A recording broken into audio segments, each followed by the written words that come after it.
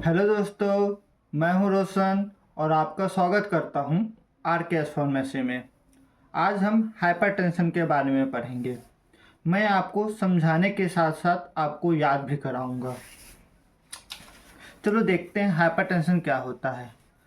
Hypertension is a condition in which the blood pressure in arteries is persistently higher than normal.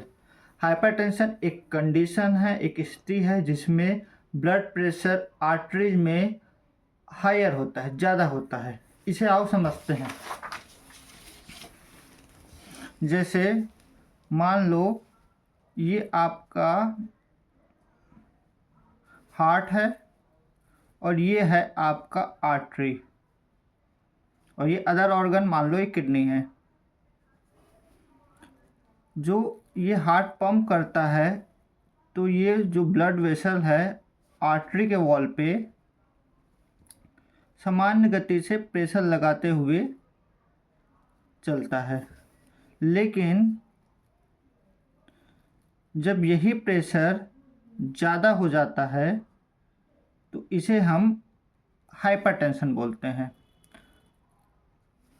मान लो ये pipe है और अगर आप पाइप को यहाँ पास दबाओगे तो प्रेशर हाई हो जाएगा ना। वैसे ही कोलेस्ट्रॉल जमा हो जाता है, किसी कारणवश ये हाई हो जाता है और प्रेशर ये दूसरे ऑर्गन को नुकसान करता है। ये हुआ आपका हाइपरटेंशन। अब इसे याद कैसे करते हैं वो देखते हैं। चलो मान लो इसको मैं डेफिनेशन को याद करने के लिए इसको स्टेप में मैं तोड़ रहा हूँ। जैसे hypertension is a condition. Hypertension एक कंडीशन है। मानो रोशन इज अ बॉय, रोशन एक लड़का है, वैसे ही हाइपरटेंशन की स्थिति है। दूसरा स्टेप इन विच। इन विच मतलब होता है जिसमें। तीसरा स्टेप है the blood pressure in arteries is persistently higher than normal. यहाँ देन कंपेयर के लिए यूज हुआ है। परसिस्टेंटली मतलब होता है लगातार। ब्लड प्रेशर होता है वो आर्टरीज में लगातार हाई होता है नॉर्मल से, उसी को हम ब्लड प्रेशर। इसको 3 स्टेप में तोड़ा हूँ ताकि आप डेफिनेशन को आराम से याद कर सके। स्पेलिंग गलती मत कीजिएगा, परसिस्टेंटली, टेंट वाला टेंट और ली। अब इसका नॉर्मल रेंज क्या होता है और देख लेते हैं। नॉर्मल 120/80 mmHg, इसको मिलीमीटर ऑफ मरकरी बोलते हैं। ये कैपिटल में ही रहेगा या ऐसे ही रहेगा।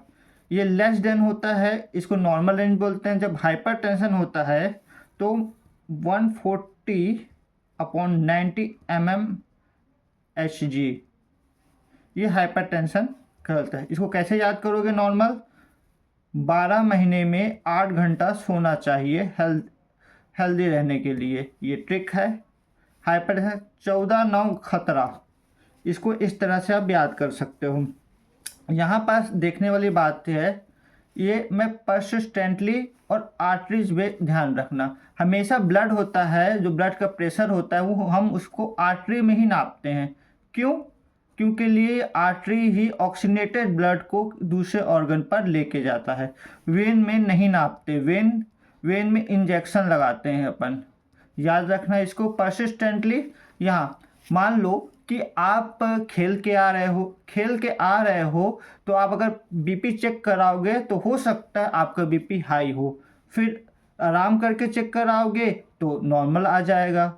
तो अगर नॉर्मल कंडीशन में भी आपका बीपी हाई हो तभी हम उसे बीपी कंसीडर करेंगे, वरना नहीं करेंगे। इसलिए बीपी को बार बार चेक कराना पड़ता है, तभी हम बोलते हैं बीपी। क्योंकि बीपी में स्टार्टिंग में जो सिम्टम आता है वो पता नहीं चलता, इसीलिए इसको साइलेंट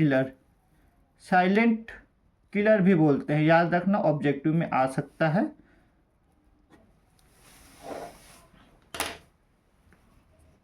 अब हम इथियोलॉजी में चलते हैं। इथियोलॉजी ऑफ हाइपरटेंशन। इथियोलॉजी मतलब होता है कारण, हाइपरटेंशन के क्या कारण है इसको मैं, there are two types of hypertension, primary hypertension, secondary hypertension. On the basis of causes, कारण के आधार पर इसे मैं दो में बांट लिया हूँ।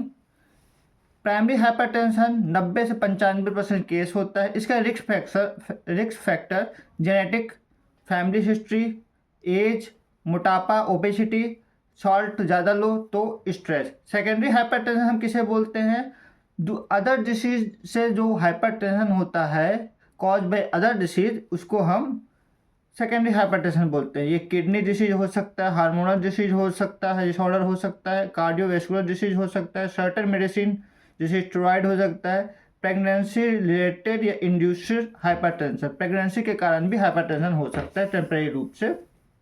ये इसको याद कैसे करेंगे, ये बहुत इजी है याद करना। ट्रिक, प्राइमरी का ट्रिक है लाइफ स्टाइल प्लस जेनेटिक, और सेकेंडरी का ट्रिक है कॉज बाय अदर डिसीज।